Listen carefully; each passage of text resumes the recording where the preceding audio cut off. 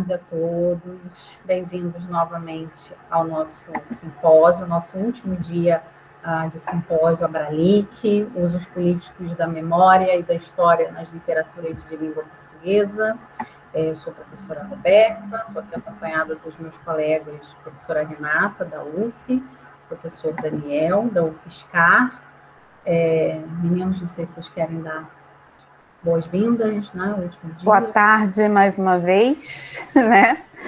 E vamos nós para a última etapa. Boa tarde, gente. Sejam bem-vindas e bem-vindos. E que o nosso dia hoje seja tão bom quanto foram os outros. Bom, então passamos à nossa primeira apresentação, que vai ser a apresentação da Tainá Cavalcante Marques, intitulada Narração e Memória, a Herança de Evangelina em Azul Corvo. Obrigada, Tainá. Primeiro, eu queria desejar boa tarde a todos, agradecer pelo espaço, e dizer e eu começo dizendo que o meu trabalho, ele é resultado de uma pesquisa desenvolvida numa disciplina de pós-graduação, do meu programa de pós-graduação, que é o da UFG, Programa de Pós-Graduação em Letras e Linguística. Essa matéria, ela tinha como foco pensar o narrador contemporâneo em literaturas que ponderavam sobre regimes totalitários, em específico o regime totalitário brasileiro de 1964. Desse modo, né, esse presente estudo que eu vou dizer para vocês hoje, eu tive como intuito trazer a compreensão do narrador no romance Azul Corvo, de Adriana Lisboa, e aí, associada a isso, eu procurei entender como essa narradora, que é a Evangelina, que ela se apresenta no romance distanciada do texto, temporalmente dos acontecimentos, e ela narra em um tom rememorativo e reflexivo aos 22 anos de idade. Então, estando ela nesse lugar e tendo em torno de si todo esse trabalho de angariação e organização de memórias, é que essa narradora ela constrói o enredo. E aí eu procurei perceber também como esse processo de recuperação de memória, ele se interligava de maneira direta no intento do romance de buscar uma certa inteireza da identidade da personagem. Então, através desse trabalho com a memória, desse reavivar os acontecimentos, é que essa narradora ela se põe a fim de tentar entender como foi o processo de descoberta, de se colocar num lugar em que ela se reconhecesse identitariamente. Só um minuto.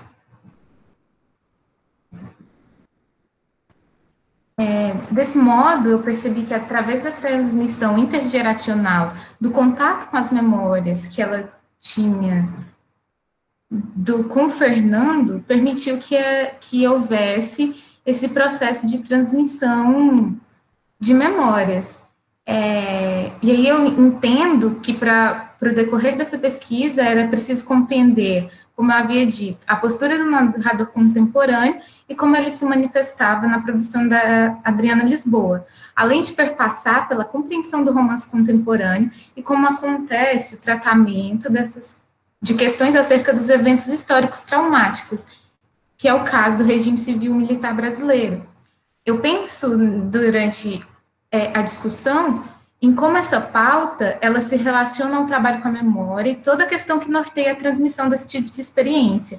A minha intenção é, portanto, compreender como que o contato que a narradora mantém com esse universo memorialístico, as relações que ela constrói com enfoque no Fernando, contribuem para o estado de interesse, como eu havia dito, e, consequentemente, para o modo como a narração se dá. Eu levantei como base teórico-crítica alguns estudos, e eu vou citar alguns de forma rápida, que é a Jean-Marie Gagnon, o Joel Candot, o Adorno, o Jaime Ginsburg.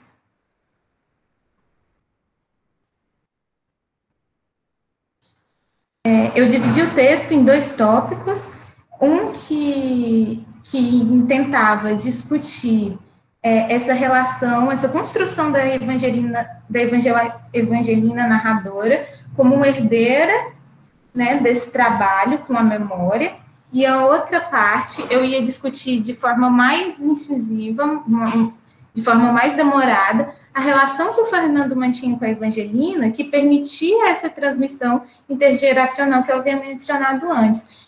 E como essas questões, elas se articulam de modo que haja essa construção de identidade que parece, ao meu ver, ser uma das intenções que mais se ilustram dentro da obra da Adriana Lisboa.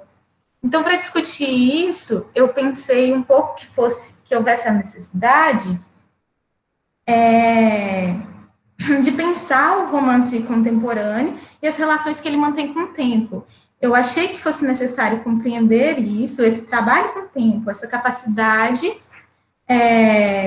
que o romance contemporâneo tem de captar o tempo, de enxergá-lo, mas sem necessariamente compreender ou representá-lo de maneira direta, incisiva, com respostas prontas. Então, eu penso que a literatura contemporânea, e isso eu trago do Schellhammer, e o romance contemporâneo, por extensão, não precisavam fundamentalmente representar a atualidade, mas se compreender nela, pensando os aspectos que estruturam o presente, que por vezes se encontram marginais a ele. Aí eu explico que não é um trabalho com o presente que se propõe e promete uma conciliação que se coincide e que se representa estritamente verossímil.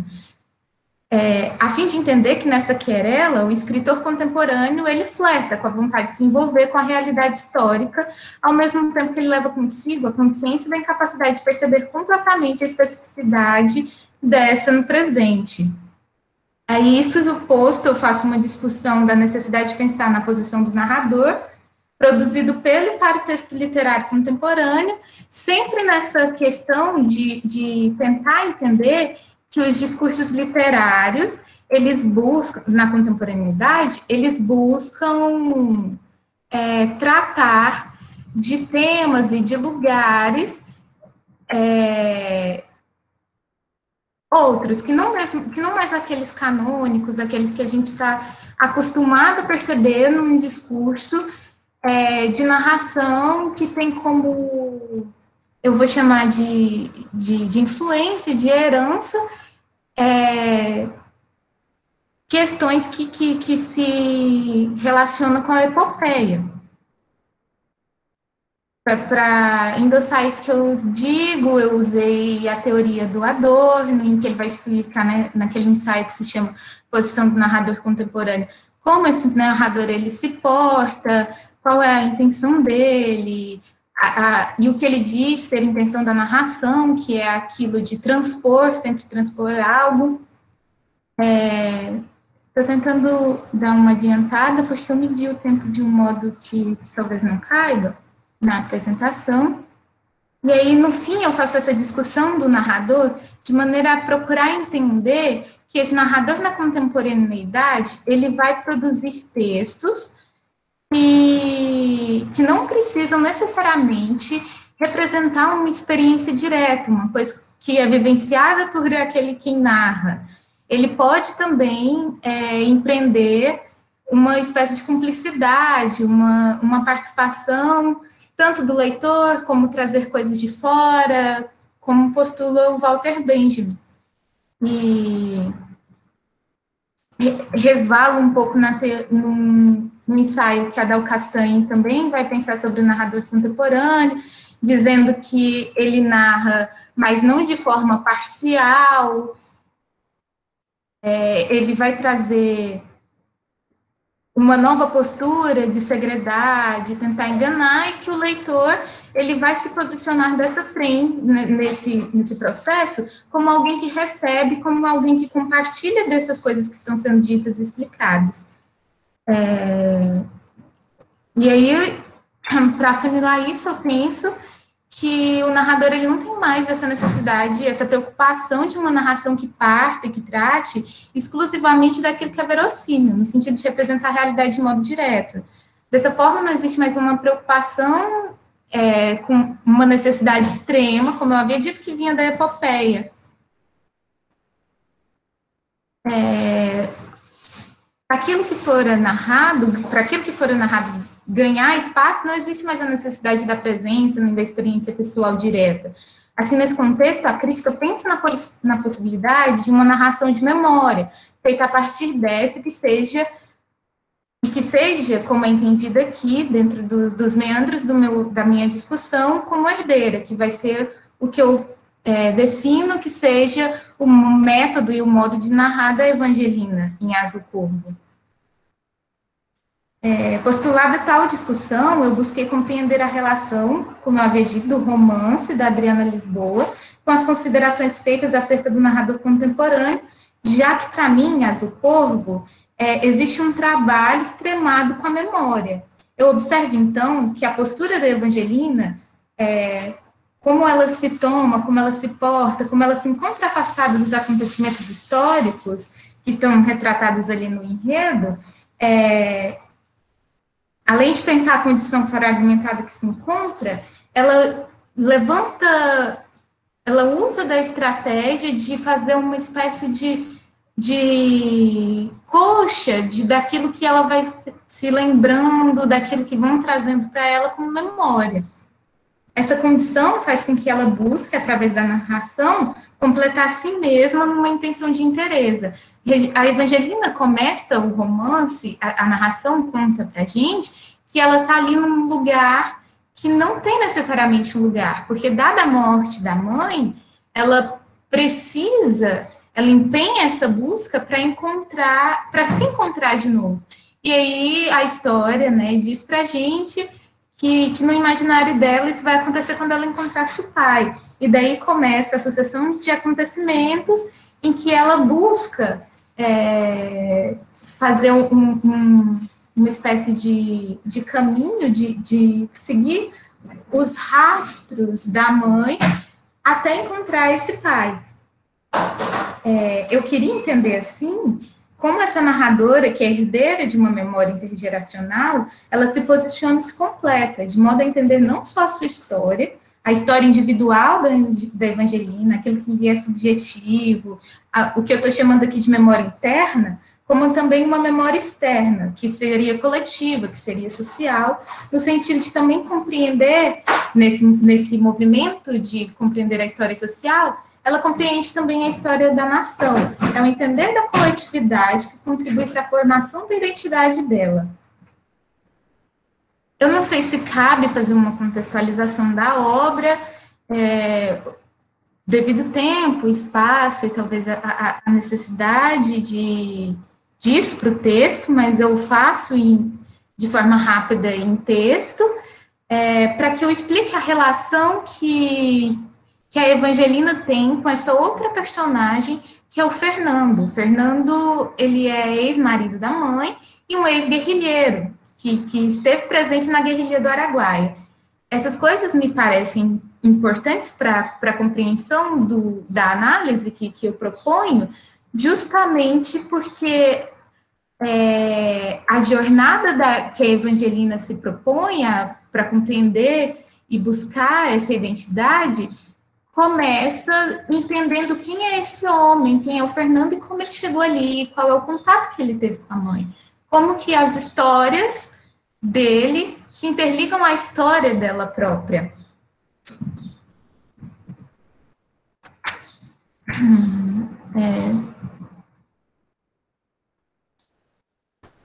Como eu havia dito, né, a memória do Fernando sobre o Brasil, sobre o contexto do regime ditatorial civil-militar, em 64, seu treinamento, suas táticas de guerrilha, sua contribuição para a organização das ações do guerrilha do Araguaia, os ideais políticos, os sumiços, as torturas, as mortes, tudo isso contribui para a organização e o resgate da Evangelina, ainda que ela diretamente não tenha vivenciado esse período. Esse processo de construção da identidade através da memória, que aqui se veste em destaque a condição de uma memória externa, um tanto mais ampla, contextualiza um período da história nacional, uma memória que, mesmo vinda de Fernando, é coletiva e que faz parte do ser brasileiro e da identidade do povo. porque uma das questões que a autora determina como importantes e que eu vejo, assim, também dentro do romance, é o fato que a Evangelina, sendo filha de uma mãe brasileira e de um pai americano, norte-americano, que nasce nos Estados Unidos, mas que vai para o Rio de Janeiro, ela se encontra sem saber a que lugar ela pertence, quem ela é, porque ali dentro daquele construto social, ela é uma menina que é morena, que tem sotaque, por mais que tente não ter, e que é taxada como latina ou vinda de algum país que fala espanhol, mas ela não é. Então, ela sempre está ali naquele lugar de não pertencer. Do Fernando, assim, ela vai contribuir para uma junção das memórias e para o esclarecimento que a Evangelina busca acerca do seu nascimento, das decisões que a mãe tomou durante que o enredo passa para a gente, que é voltar ao Brasil, que é não incluir o pai biológico, é o casar e separar, é o pedir para esse homem que não é o pai registrar a filha. Enfim, essas questões fazem com que Evangelina, no início da narração e no decorrer dela, pareça ter convicção de que na figura paterna, como eu havia explicado, ela vai encontrar esse ponto de conclusão e saber quem é. Eu penso que nessa análise, a maneira pela qual a memória intergeracional contribui para a construção da narração seja pelo fato de que quando a Evangelina narra, o fruto disso são os feitos do Fernando, são as memórias construídas dele, né, as memórias que ela constrói a partir das memórias dele acerca da mãe, das coisas que ela aprende como foi o seu nascimento e faz esse processo de interligar o que é memória dela, o que é memória da mãe, o que é memória do Fernando. Sobre os anos que ela viveu em Albuquerque, quando ela era pequena, a memória coletiva a respeito do contexto ditatorial, todas essas coisas elas são levantadas através do trabalho da agregação de memórias. Ela é uma herdeira, como eu postulo nessa pesquisa, das memórias de Fernando e das outras personagens como a mãe, além das memórias nacionais, que constroem a si e que fazem com que Evangelina construa a si e o enredo, né? Que é uma coisa que eu muito reafirmei aqui.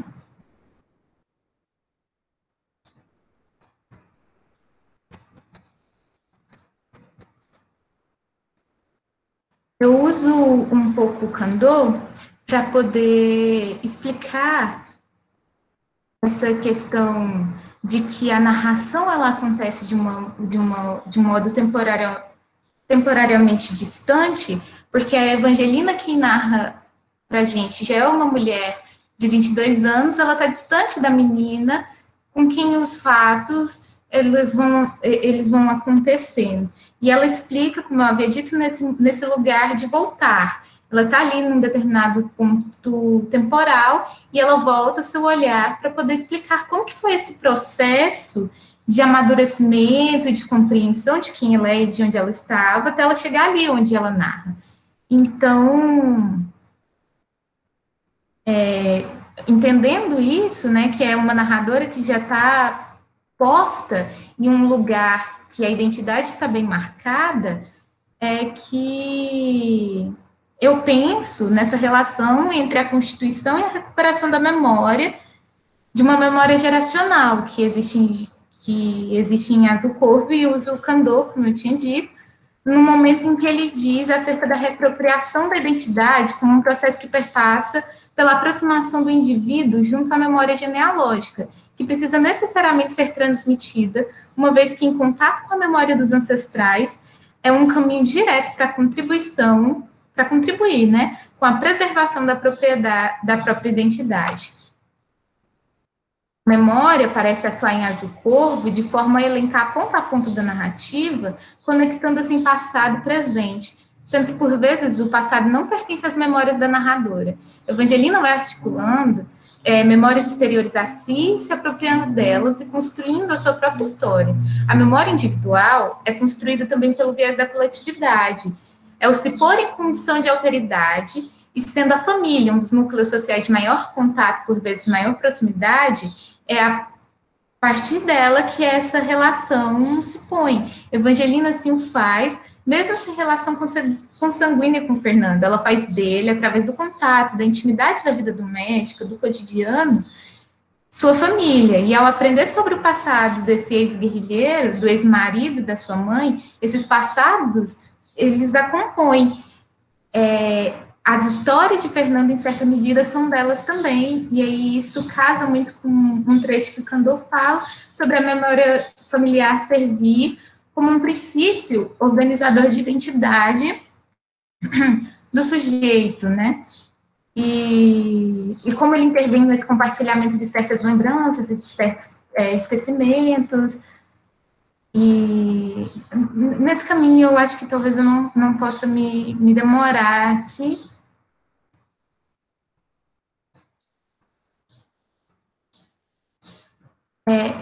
Eu tenho dificuldade de pronunciar um pouco esse nome, que é Maurice Raubach, eu não sei se é isso mesmo. Ela assevera que, inseridos em sociedade, nós, independentemente do tamanho que tenha, grande ou pequena, nós teríamos uma construção de memórias que se intercala e transpõe individuais e coletivas. Assim, o mesmo indivíduo partilharia de ambas.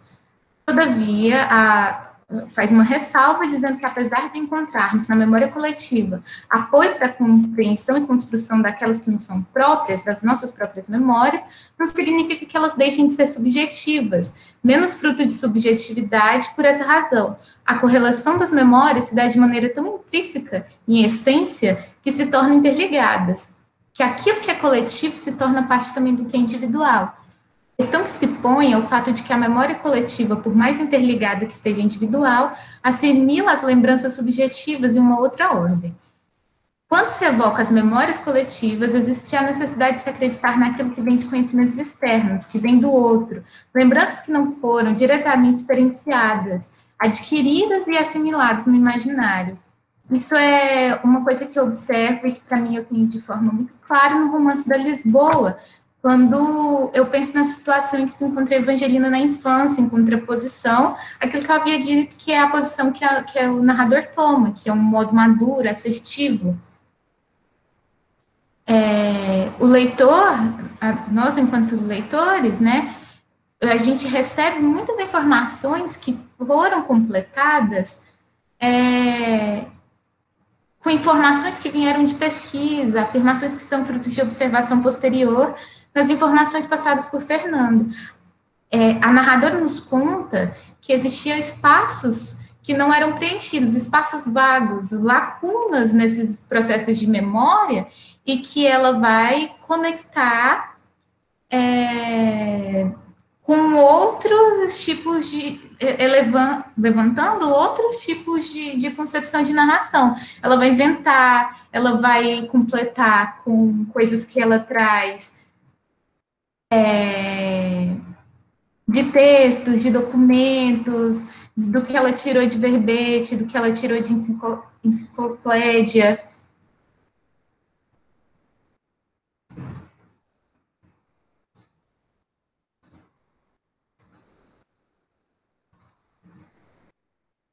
E aí eu penso que esse emprego de juntar essas diferentes memórias, essas diferentes informações que vêm do outro para completar aquilo que é subjetivo, não me parece desmedido e me ajuda a construir, e ajuda a personagem, a narração, a construir uma ideia de relação que a memória externa mantém com os fatos narrados.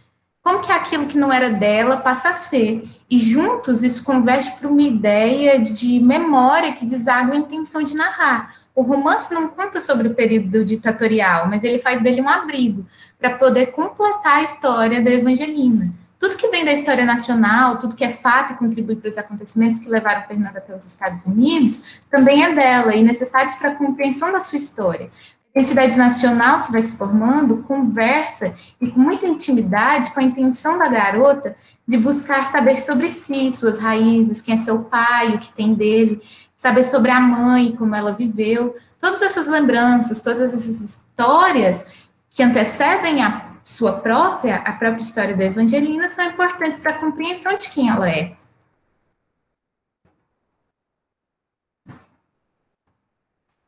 Já para caminhar para um final,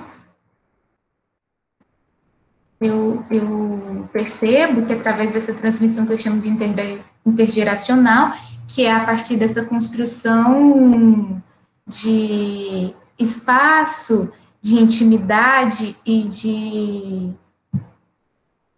de confiança que vai existindo entre o Fernando e a Evangelina, esse processo de uma aproximação paternal mesmo, e em que ele vai se sentir num espaço de poder dividir com ela os medos, as angústias, as coisas que ele esconde, e relegar a ela esse espaço de ser alguém que possa dizer sobre essas vivências dele, que possa transmitir isso como em um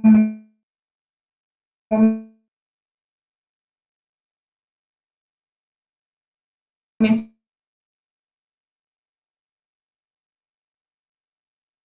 do romance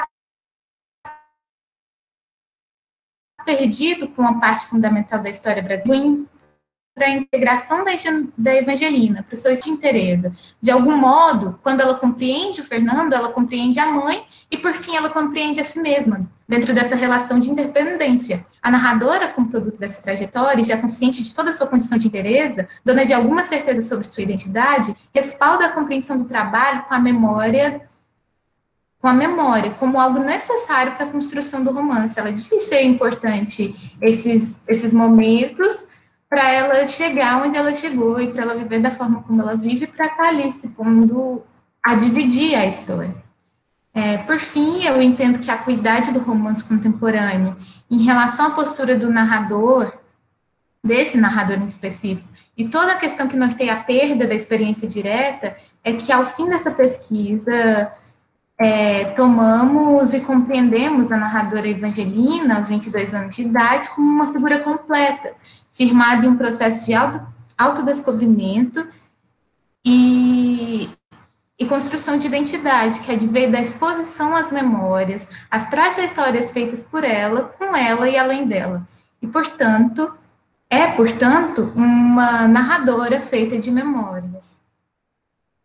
Eu termino, tentei não roubar muito tempo, peço desculpas por alguns problemas que tenho tido de juntar o raciocínio e passá-los para vocês, e eu agradeço a atenção. Obrigada, Tainá. Passo de imediato a palavra a Daniela de Almeida Nascimento, para apresentar o trabalho História, Memória e Identidade em Diário de Bitita, de Carolina Maria de Jesus. Obrigada, Daniela. Eu que agradeço.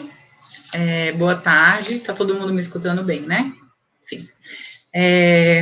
Bem, teve uma colega que mudou o título. Eu acho que, pensando melhor, o meu título seria mais apropriado a um outro. Eu tenho uma dificuldade muito grande com esse tempo, né, esse espaço de tempo entre uma inscrição até o desenvolvimento de uma ideia, enfim, compartilho os pedidos de desculpas da Tainá, mas enfim, hoje eu chamaria esse pedaço do meu trabalho de a escrita autobiográfica, acho que expressaria melhor, né, a escrita autobiográfica como lugar de memória e história, uma leitura de Diário de Bitita, de Carolina Maria de Jesus.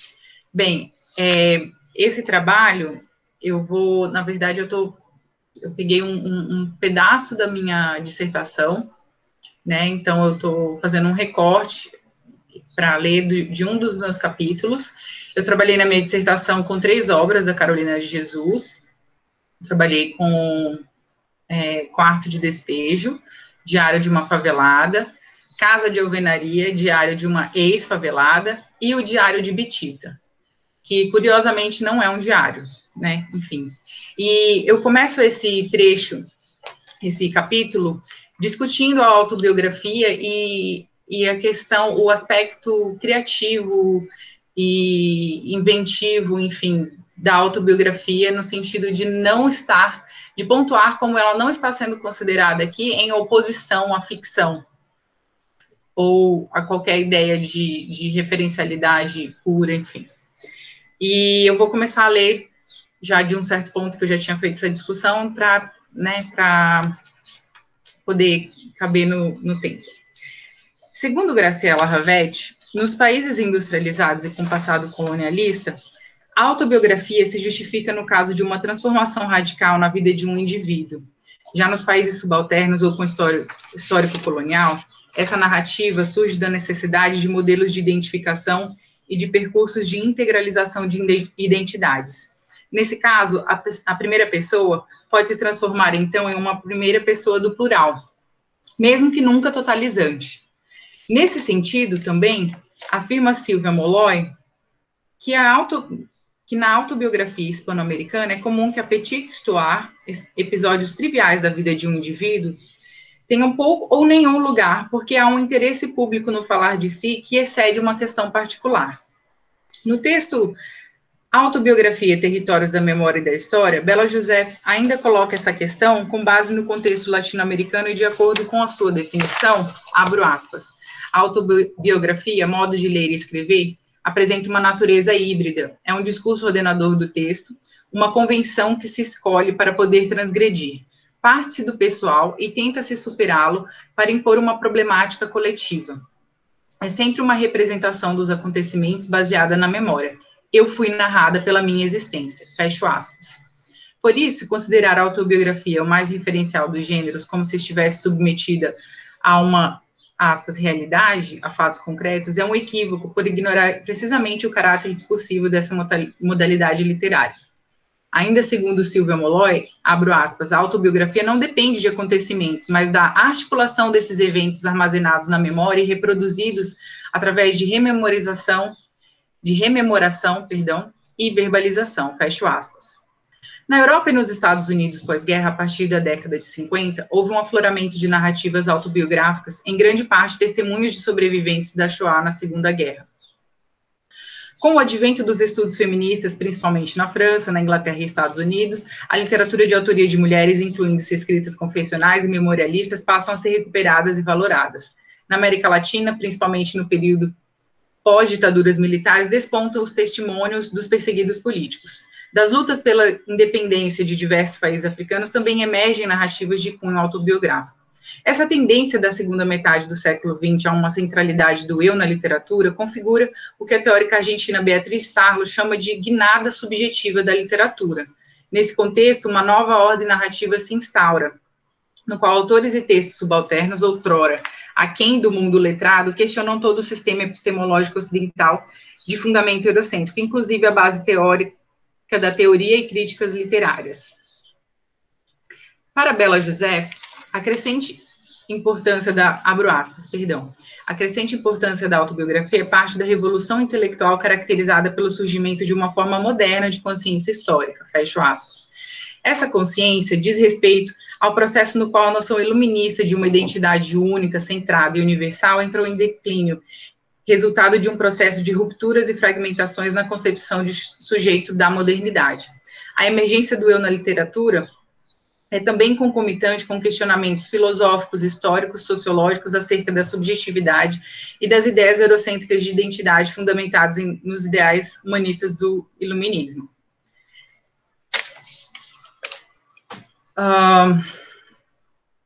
Os movimentos sociais e as lutas por emancipação de minorias, etnias e nações ao longo do século XX trouxeram à tona as incoerências e problemas inerentes aos princípios do racionalismo moderno, cujo funcionamento desde meados do século XVI foi fundamentado por uma lógica capitalista tão desumanizadora quanto destrutiva. Enquanto o discurso liberal relega como meros desvios ou desajustes a serem superados a escravização dos africanos e seus descendentes nas Américas, genocídio e a subjugação de populações autóctones, diversas correntes críticas contra-hegemônicas apontam como seu substrato. Não obstante essa guinada subjetiva seja uma tendência histórico-social de meados do século XX, há muito antes disso uma literatura de autoria negra na qual o eu emerge como fundamento. É o caso das slave narratives. A a narrativa autobiográfica de ex-escravizados que surgiram nos Estados Unidos a partir do século XVIII, viabilizadas principalmente por abolicionistas dos estados do norte. Como fundamento filosófico, essa produção literária deslinda as contradições inerentes à modernidade e seus supostos princípios cristãos, humanistas e racionais. Em primeira pessoa, essas narrativas precursoras da prolífica autobiografia afro-americana sempre destacaram o quanto a escravidão e o terror racial faziam parte da natureza interna da modernidade. Aspas, né? Natureza interna da modernidade de Gilroy, do Paul Gilroy, não se tratando de um resquício pré-moderno. Diferentemente dos Estados Unidos, colônia de povoamento, onde as narrativas de ex-escravizados fugidos cumpriram um papel na luta abolicionista, na colônia de exploração de Portugal, apenas uma ínfima parcela da população era letrada, o que tornava remota a possibilidade de uma pessoa escravizada ter acesso às letras. No Brasil, não houve publicações de narrativas de ex-escravizados ou de escravizados, nem a tradição subsequente de produções autobiográficas.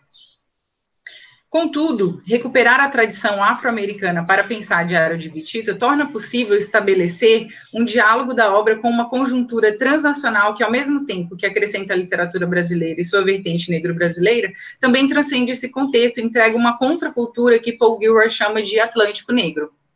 Para o teórico, as explicações críticas da dinâmica da subordinação e da resistência negra ficam empobrecidas se limitadas a um contexto monocultural, nacional e etnocêntrico. O mundo do Atlântico Negro se constitui a partir de estruturas transnacionais que não o são devido a qualquer tipo de idealismo ou mesmo a uma noção de essência comum aos afrodescendentes, mas a uma experiência partilhada de diáspora. Parentes culturais, os sujeitos negros ocidentais têm sua existência marcada pela junção problemática de nacionalidade e cultura. Um conjunto culturalmente e irredutivelmente moderno, excêntrico e instável e assimétrico, que não cabe em uma lógica binarista, o Atlântico Negro consiste em uma tradição de uma memória viva e de um mesmo que é mutável. Dessa forma, é possível entender a autobiografia de Carolina Maria de Jesus a partir de uma tradição narrativa precedente, cujo expoente é o escritor Frederick Douglass. Publicado em 1845, Narrative of the Life of Frederick Douglass, an American Slave, narrativa da vida de Frederick Douglass, né, um escravo americano, se tornou um best-seller instantâneo, ao qual seguiram diversas outras publicações da mesma natureza. Assim como também Harriet Ann Jacobs, autora de Incidentes na Vida de uma Menina Escrava, publicado, assim como Harriet Ann Jacobs, perdão.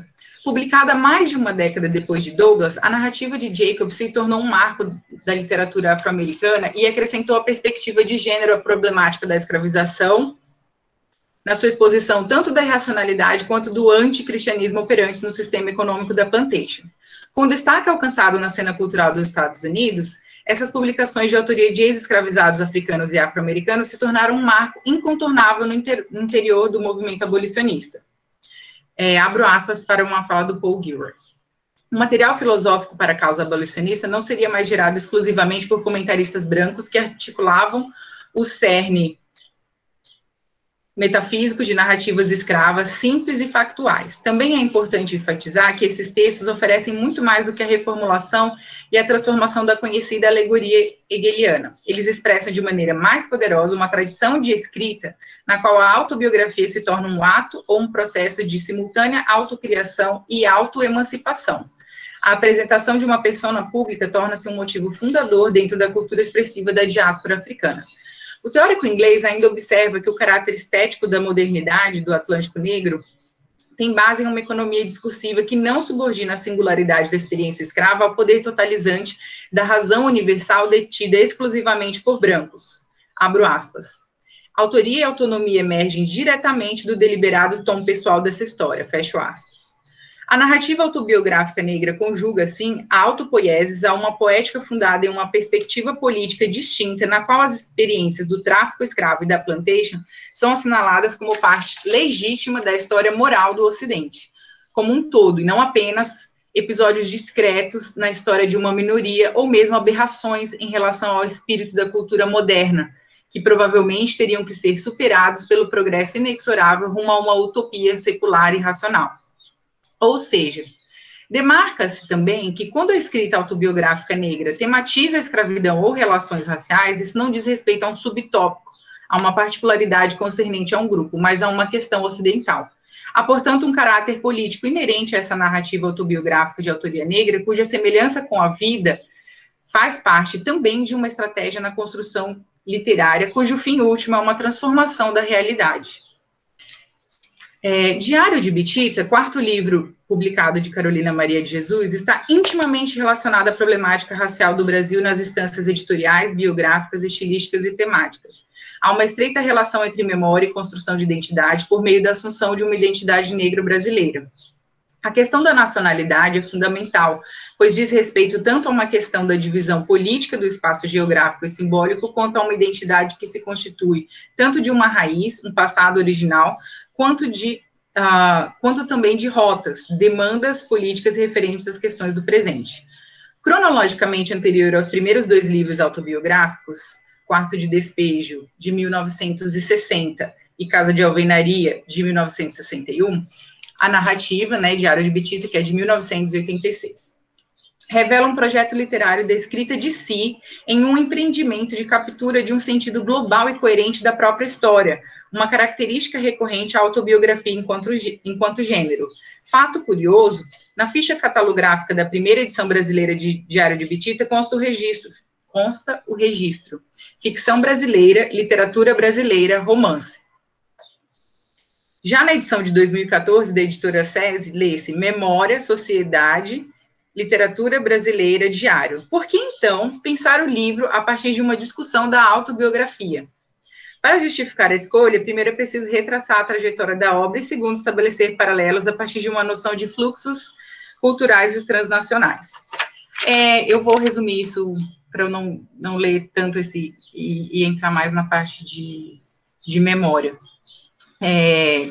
A história do Diário de Bitita é o seguinte, o contexto de produção, A Carolina de Jesus houve uma explosão, enfim, ela ficou muito famosa por causa do Quarto de Despejo, houve um interesse, e para a Carolina de Jesus aquilo ali não era literatura, ela expressa isso em vários momentos da escrita dela, ela até assustou com aquele interesse no diário. E houve um grande interesse, ela acreditou que se tornaria uma referência literária, porque ela escrevia outras coisas. A primeira publicação dela remonta a 1943, quando ela publica um poema, O Colônio Fazendeiro, em um jornal paulista. E então, quando ela é publicada, ela acha que está realizando um sonho e que agora ela vai entrar ali na sala de visitas, Saiu do quarto de despejos e vai para a sala de visitas. No entanto, ela se torna uma celebridade instantânea e colhe os frutos decorrentes de toda essa publicidade e perseguição, enfim.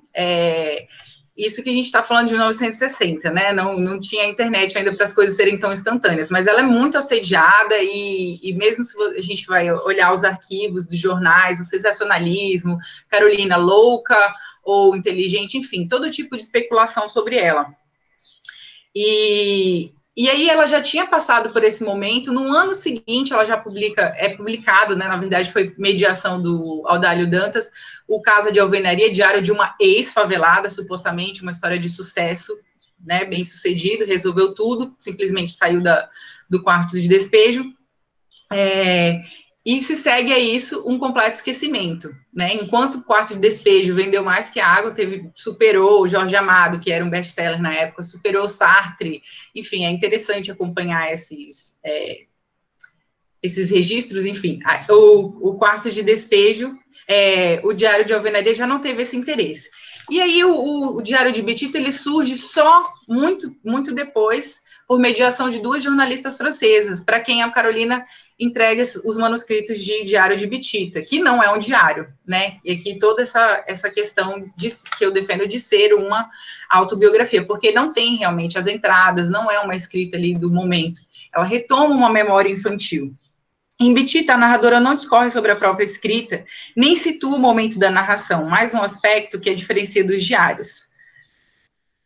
Temáticos e fragmentários, além disso, eu estou cortando trechos, por causa do tempo, né? A metalinguagem poderia acarretar prejuízos em relação à fidedignidade do texto, uma preocupação central nessa narrativa autobiográfica, que aí também eu faço essa ligação com essa narrativa de escravizados nos Estados Unidos, que também tinha esse caráter. Não há uma reflexão sobre a memória, sobre a própria escrita, porque isso poderia acarretar em consequências de descredibilidade, né? Temáticos e fragmentários, 22 capítulos consistem de episódios que não esgotam a temática proposta. A marcação do tempo, embora não rigorosa, segue uma progressão cronológica feita por meio da identificação de eventos históricos e políticos. Abro aspas. No ano de 1924, surgiu a revolta do general Isidoro Dias Lopes. Ninguém soube o porquê daquela revolução. Oposição contra o presidente Arthur Bernardes, fecho aspas. Episódios históricos datados e nomeados demonstram uma coragem do texto no plano referencial, reforçando a sua autenticidade. Ademais, a autora narradora dispõe de antemão de um dispositivo de defesa contra possíveis hesitações acerca da veracidade de sua narração, como já havia acontecido quando um padre contestou um dos casos que ela narra em Quarto de Despejo. Isso faz parte da narrativa de Casa de Alvenaria. Bem, a partir disso, eu fiz 2 subtópicos que eu não vou ler e aprofundar aqui, porque ela deu 2 títulos a essa narrativa. O título de Minha Vida, na verdade, foi atribuído pelas jornalistas francesas que fizeram essa primeira organização e publicação desse livro. E no Brasil ele foi simplesmente traduzido como Diário de Bitito. Porém, é muito interessante ver que os títulos que a Carolina atribuiu foram, um foi Minha Vida e o outro Um Brasil para os Brasileiros, o que acentua exatamente esse caráter, tanto individual quanto coletivo, dessa memória que ela busca tecer e recuperar. E, enfim, o que mais eu posso acrescentar aqui nesses minutos? Tinha mais coisas, mas...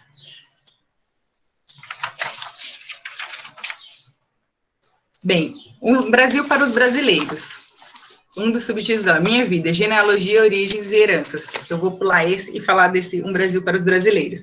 Diário de Bitita como lugar de memória e identidade. A dimensão coletiva é indissociável da individual em Diário de Bitita. A divisão se faz entre uma e outra, e a divisão que se faz entre uma e outra tem como objetivo justamente explicitar o quanto, ao produzir o seu próprio discurso sobre si e demarcar a peculiaridade de sua trajetória até chegar a São Paulo e se tornar escritora, Carolina Maria de Jesus também empreende um feito de valor coletivo, no qual o eu também é nós.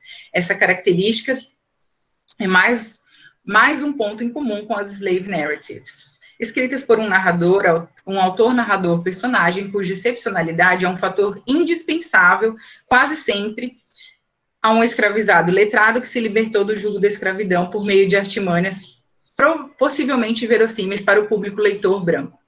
A especificidade da trajetória desse indivíduo, motivo e objeto da autobiografia em geral, nesse caso, assume um papel representativo de um grupo oprimido e comunica o objetivo final de uma intervenção na realidade. Segundo Bela Josefa, abro aspas, memorialismo e autobiografia são formas de autoconhecimento pela experiência da escrita. No caso da autobiografia, o eu autoral é também objeto da narrativa. No caso do memorialismo, o objeto da narrativa é aquilo que foi observado pelo eu autoral. Fecho aspas. Por meio desse hibridismo característico da autobiografia, a narrativa assume uma abrangência e profundidade ainda maiores com relação às questões relativas, reivindicando uma memória e uma história. Ou seja, com base em um presente que determina como será articulado o passado, a autobiografia recupera o passado, não apenas para resguardá-lo, mas visando uma intervenção no futuro. Dispositivo social e político, que opera a partir de um processo seletivo e que nunca é espontâneo, a memória é constituída pelo passado e rememorado a partir do presente, que pauta essa releitura. Embora se refira ao passado, o aspecto temporal da memória é também relativo ao futuro. Sobre isso, Jean-Marie Gagnon, acredito que seja essa a pronúncia, afirma em Memória, História e Testemunho. A rememoração também significa uma atenção precisa ao presente, particularmente a essas estranhas ressurgências do passado no presente, pois não se trata somente de não esquecer o passado, mas também de agir sobre o presente. A fidelidade ao passado, não sendo um fim em si, visa a transformação do presente. Assim, o passado que a memória resgata serve ao presente e ao futuro. Trata-se, portanto, da memória como capital simbólico necessário tanto ao autoconhecimento como à sobrevivência cultural de um grupo. Bem, e eu encerro aqui, embora tivesse mais algumas coisas para acrescentar, espero que não tenha ficado muito fragmentado. É isso. Obrigada. Obrigada, Daniela. Então, hoje nós temos aqui ausências, né, no nosso simpósio, então nós já abrimos imediatamente para o nosso espaço de conversa, debate, perguntas. Enfim, alguém se habilita a começar?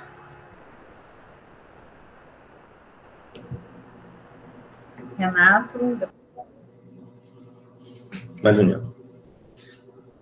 Pode começar, Renato. Não, tá. Eu ia só fazer a partir do início da fala da Daniela, quando ela cita a Beatriz Sarlo, lá com relação ao combate lá às questões eurocêntricas, né, a visão eurocêntrica, eu me lembrei de um debate que ela faz também com relação à pós-memória, né, a utilidade, né, e a necessidade, a existência de termo. Então, assim, essa discussão entre... Nós temos uma hipótese, ela precisa de um nome, e esse nome, ele engessa. Enfim, isso, aí, o que me ocorreu? Que o trabalho da Tainá, talvez, não discutir exatamente a pós-memória de uma forma pacificada, mas flertar com essas incoerências e com essas discussões que as teorias de pós-memória trazem, em função dessa questão aí do Fernando, né, do padastro, né, e tal, e dela herdar alguns aspectos da memória dele, né? Então, é isso.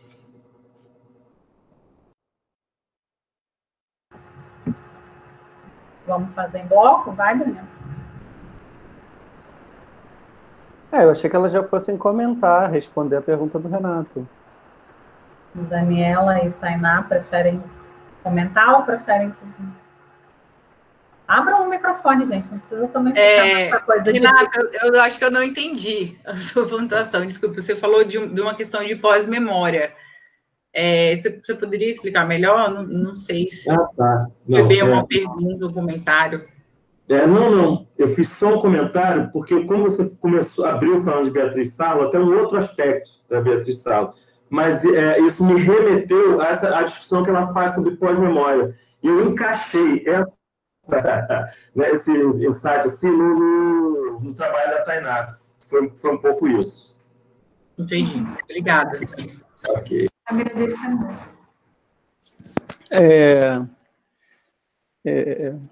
Daniela, eu enfim, queria começar elogiando as apresentações, que eu gostei muito. Enfim, a Daniela eu tive o prazer de acompanhar antes, né, num momento mais do desenvolvimento da pesquisa, então dizer também que, assim, achei muito bacana te escutar e ver a evolução não só do seu trabalho, mas assim, do seu jeito de apresentar, da sua segurança ao falar do tema, assim, é muito bacana ver esse crescimento, né? Eu fiquei pensando, eu não sei se você vai por esse caminho, mas eu achei muito legal que você usou o conceito de autobiografia pela potência política desse conceito, na verdade, de toda a discussão do Lejeune com o Dubrovsky, quando o Dubrovsky vai falar, e o Lejeune também vai falar, né, de que o autobiografado é uma figura de importância, então não se escreve uma autobiografia de qualquer um. E o Dubrovsky vai pensar o conceito de autoficção exatamente um pouco dentro dessa chave, dizendo, olha, eu não sou essa figura de importância aí da autobiografia. Então, eu acho que tem uma questão muito forte, assim, de uma afirmação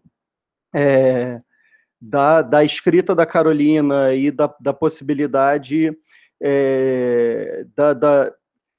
das relações estabelecidas do pensamento dela com uma vivência humana, né?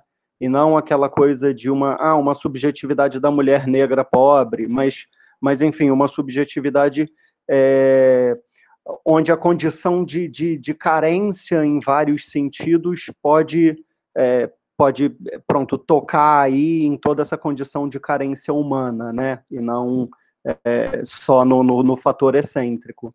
Então, enfim, eu não sei se você vai por esse lado de uma potência política, na verdade, da afirmação disso enquanto autobiográfico, mas eu achei muito interessante, assim, eu ouvi e busquei, e peguei também muito isso, né? Até dentro dessa relação que você faz com a narrativa dos slave studies, né?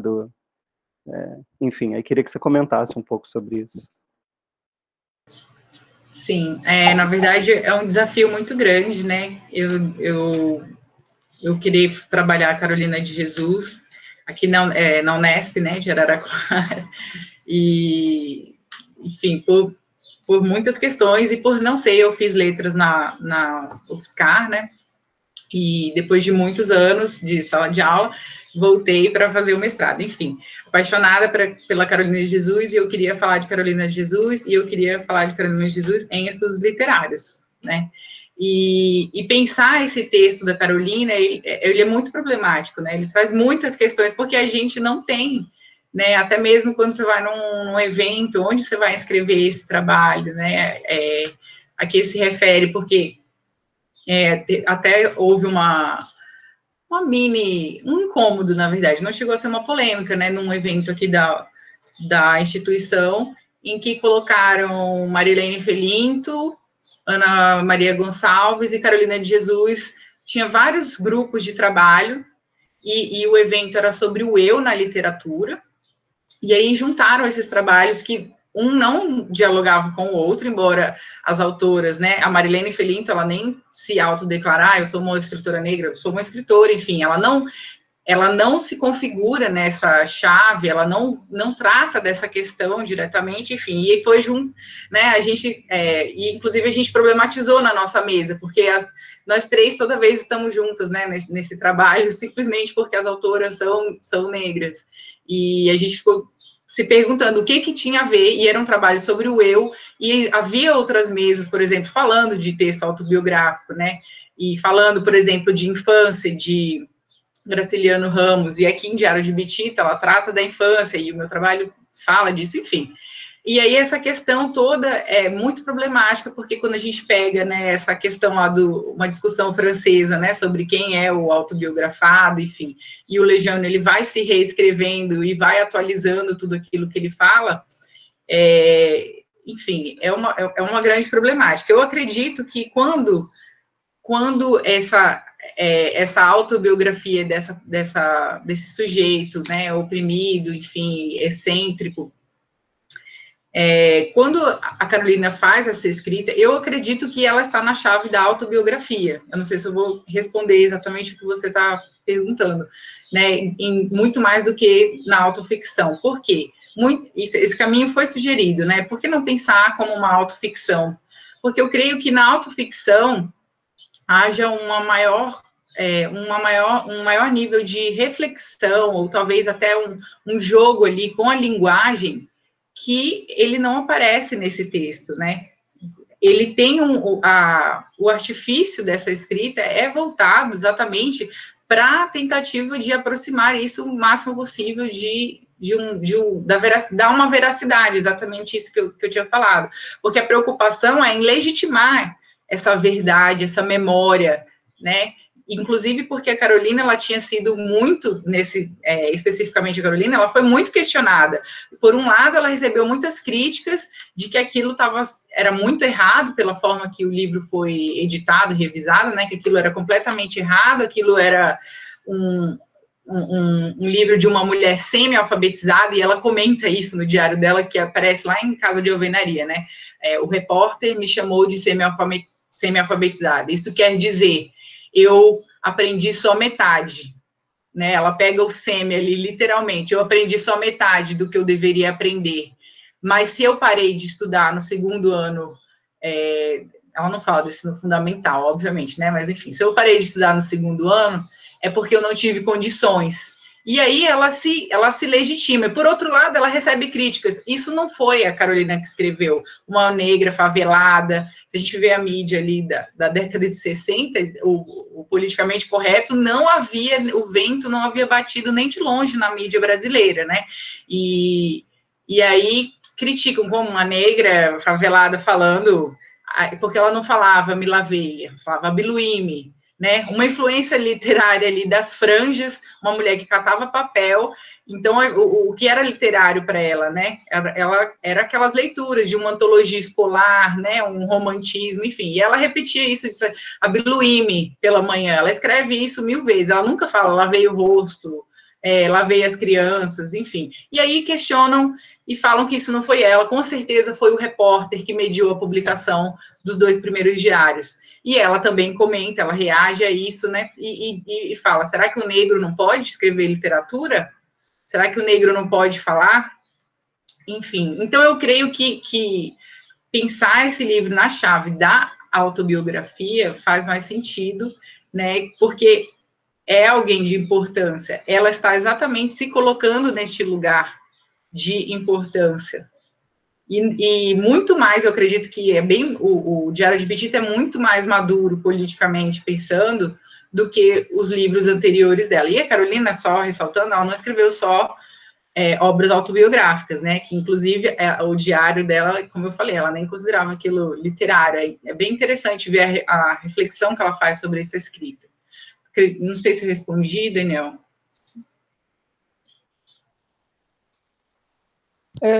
Não, eu acho que sim, mas é porque, assim, eu na verdade, a minha questão era se você respondeu quando disse que foi para o lado da autobiografia por achar que existe uma diferença, na verdade, quanto ao processo da autobiografia ao processo da autoficção, o que aquilo permite enquanto efabulação na escrita, né?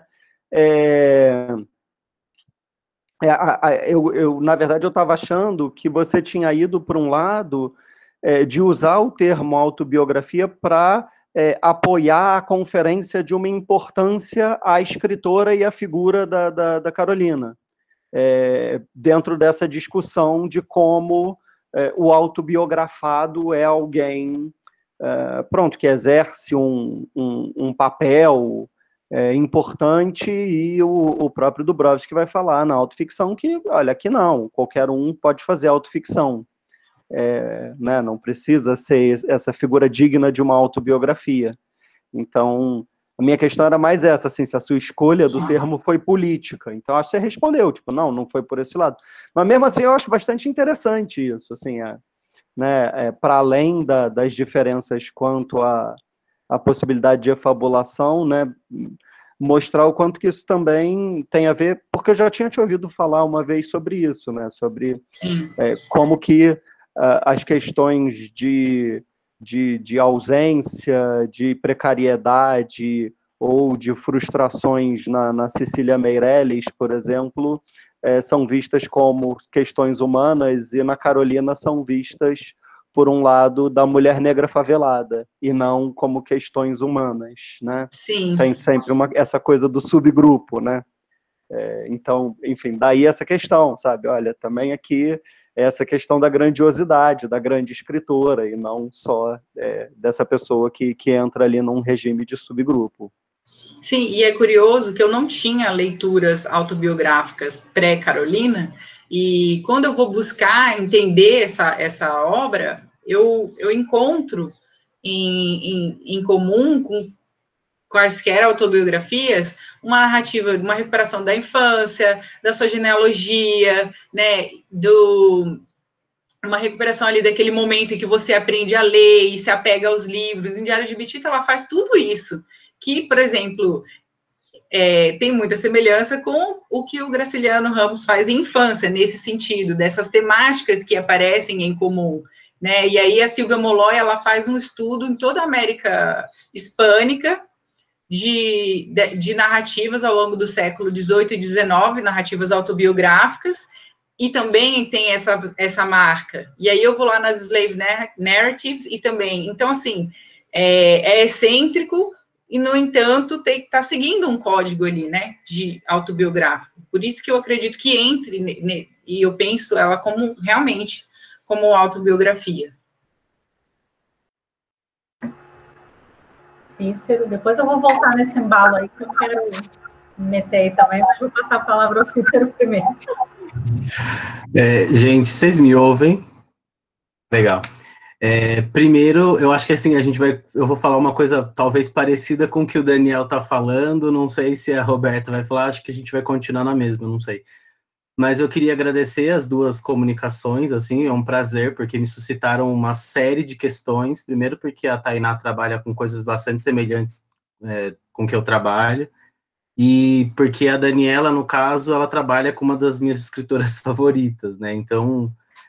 né, nessa medida, eu queria propor uma reflexão, eu não sei como que a Daniela, porque ela falou que é parte da dissertação dela, né, eu não sei se foi abordado por essa perspectiva, não sei, mas queria provocar de alguma maneira a Daniela, pensando por duas coisas, né, por que você faz essa seleção da Carolina em relação a narrativas autobiográficas ou narrativas de escravizados, ou de recém-libertos e etc., quase como se ainda estivesse associando ela a uma estética da falta, né, estética da fome, etc., e não por uma estética do contrário da falta, do excesso de ações políticas, do excesso de afirmação por uma série de questões, e também pelo excesso de uma qualidade de produção literária.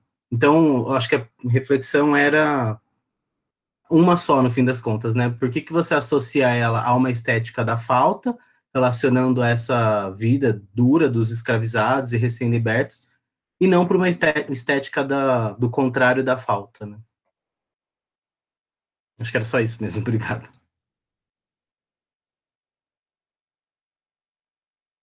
Eu posso responder? Tá. Bem, eu não penso pela estética da falta, assim, claro, foi um fragmento, né, do meu trabalho, mas a minha tentativa é exatamente ir por outro caminho. O que eu encontro em comum dela com essas narrativas de ex-escravizados, e o que eu encontro nessas narrativas de ex-escravizados, por exemplo, que eu estou tentando fazer uma leitura, como eu li na apresentação, transnacional, e tentar pensar isso que fica solto, né, ali na literatura brasileira, onde que a gente vai colocar a Carolina de Jesus. Na verdade, o meu trabalho ele tem a ver muito com o percurso que eu fui pensando todas essas questões, que eu nunca estudei na graduação, em especialização, e nunca tinha visto, né, essa obra trabalhada, e resolvi entrar nesse território selvagem para pensar a Carolina. Então, eu não penso nessa chave da falta. A falta que existe aí é a que é apontada, é a falta de um Estado, é a falta de inclusão, a falta não é da Carolina ou da sua literatura, né? Ela está apontando as faltas que existiram, as faltas políticas, né? No Diário de Bitita, ela vai falando, ela vai narrando e relacionando a vários governos. Em alguns momentos tem falhas da memória, porque eu acredito que ela fez uma pesquisa, né? Eu acredito que eu imagino que a Bitita, de 6 anos, né, esse título, o apelido dela, ela não sabia quem era o presidente do Brasil, quem deu o golpe em quê, e ela retoma isso na narrativa dela, ou seja, não há falta ali, é toda uma engenhosidade, entendeu? E por isso que eu acredito que eu penso com autobiografia, porque na autobiografia eu vejo esse espaço, eu vejo essa... O meu orientador falou para eu parar de usar esse termo o tempo todo, mas, enfim, fora do contexto de origem, literariedade, entendeu? No sentido de, sim, isso é literatura. Porque eu acabo pensando que muitas vezes a gente tem que ficar legitimando, né? E eu tento fazer, eu acredito que acabo fazendo isso, é legitimar e encontrar pontos em comum dessa literatura com outros que existiam, enfim. Não sei se eu te respondi, mas eu não vejo... a Carolina pela chave da falta. Tanto que eu escolhi trabalhar com a obra autobiográfica dela. Eu acredito que, inclusive, o Diário de Bitita é uma das se não a melhor das que estão publicadas, né? Porque a mulher deixou 7.000 páginas manuscritas que estão aí inéditas, enfim. Bom, respondeu sim, tá? Só para dizer. Obrigado. Desculpa, Cícero, te interrompi. Queria elogiar também as duas apresentações, fiquei pensando aqui, enfim, questões. Eu gostei muito do seu percurso, Daniela, agora respondendo ao Cícero, você falou assim, foi muito o percurso que eu fui pensando, né, ao longo do meu trabalho, e eu acho que ficou muito claro na sua apresentação esse seu percurso teórico, né, você vai para a narrativa dos ex-escravizados, você traz a questão da literatura afro-brasileira, literatura negro-brasileira, até chegar, né, na Carolina, na autobiografia, enfim, acho que o seu... achei o percurso, né, e na sua fala ficou claro, né, no final você colocou, né, não sei se ficou claro, acho que o percurso ficou muito claro, isso para mim é muito interessante, né, conseguir identificar assim, na sua fala o percurso teórico que você fez.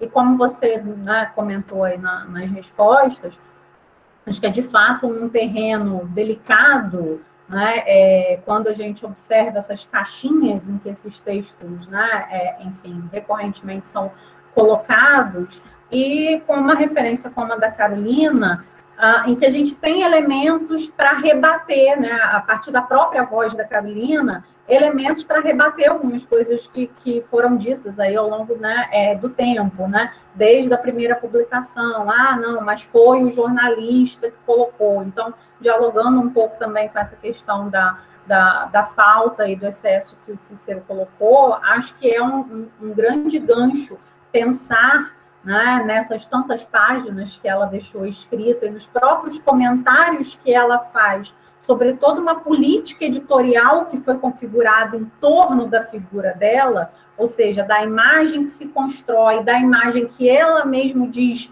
que não é a imagem que ela quer, né? Então, assim, é um material, ao meu ver, muito rico nessa chave do autobiográfico mesmo, né? Concordo com você, acho que o autobiográfico é, de fato, uma opção mais interessante do que o autoficcional, acho mais coerente, até por essas, digamos assim, por esses paratextos, né? Porque ela vai rebatendo muito do que foi dito sobre ela e das imagens que foram sendo construídas sobre ela, né? Então, até mesmo quando ela diz, não, eu não pensava isso como literatura, né? Então, até pela chave do não, vocês estão colocando como literatura, mas como literatura de uma favelada, mas esse aí especificamente eu não pensei como isso, né? Então, acho que essa chave é muito, né, interessante nesse sentido, né? Só como um título de curiosidade mesmo, né, são leituras que me interessam paralelas às leituras de pesquisa, né? Então, vou deixar aqui como sugestão para quem tiver interesse, né, por conta da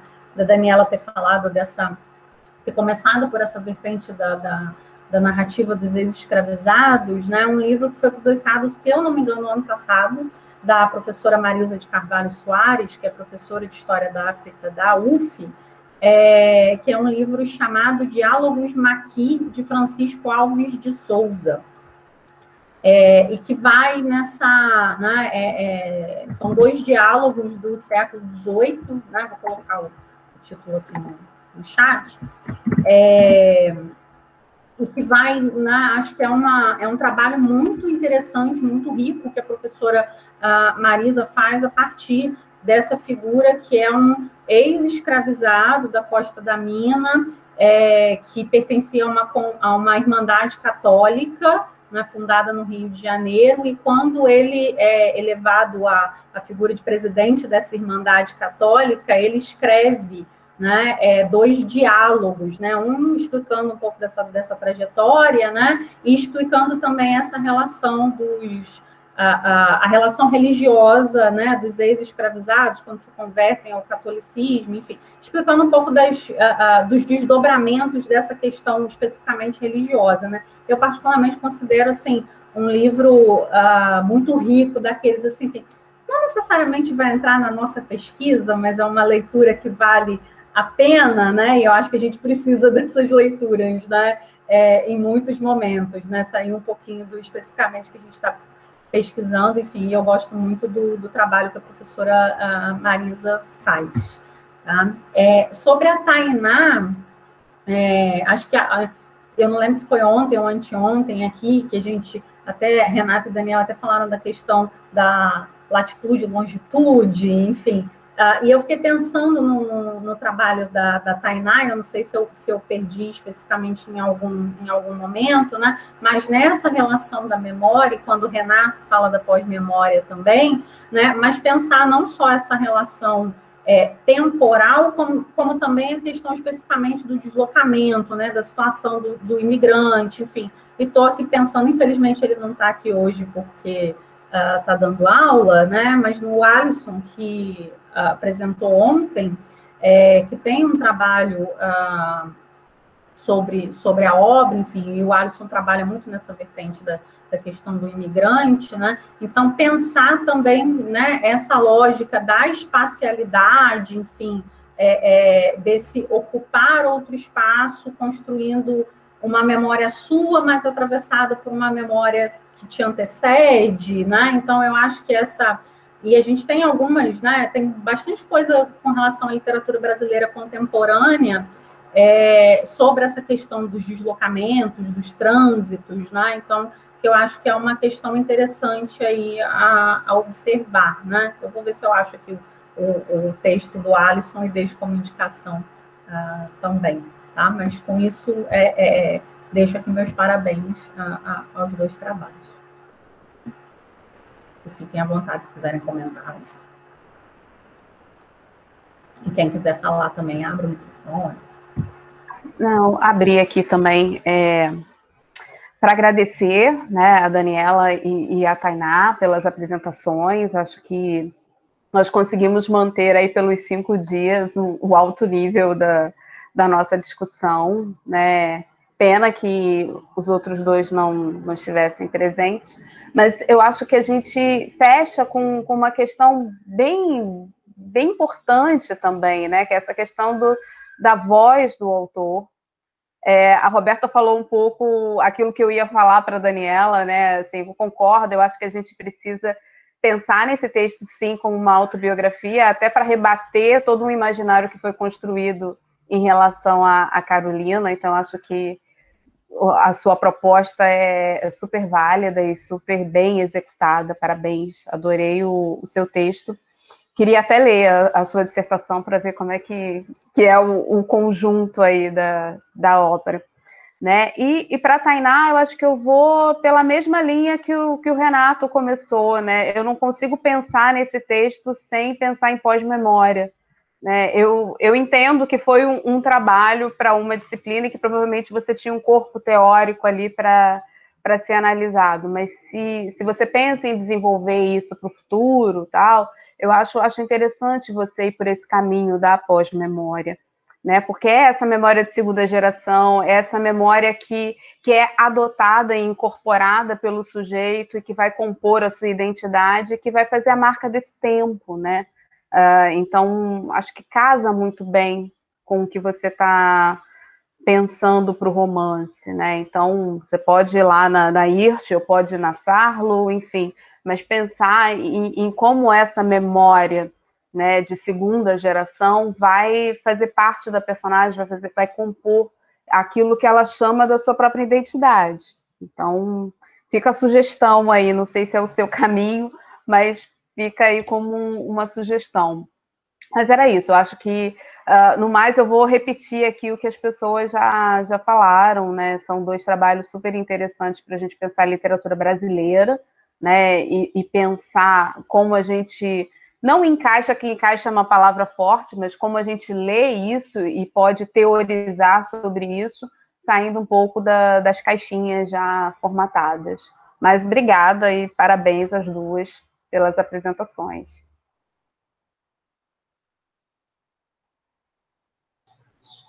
Eu quero agradecer também, obrigada pelos comentários, e, nossa, Renata, uma honra, se você quiser ler, inclusive, fazer comentários, sugestões, correções possíveis.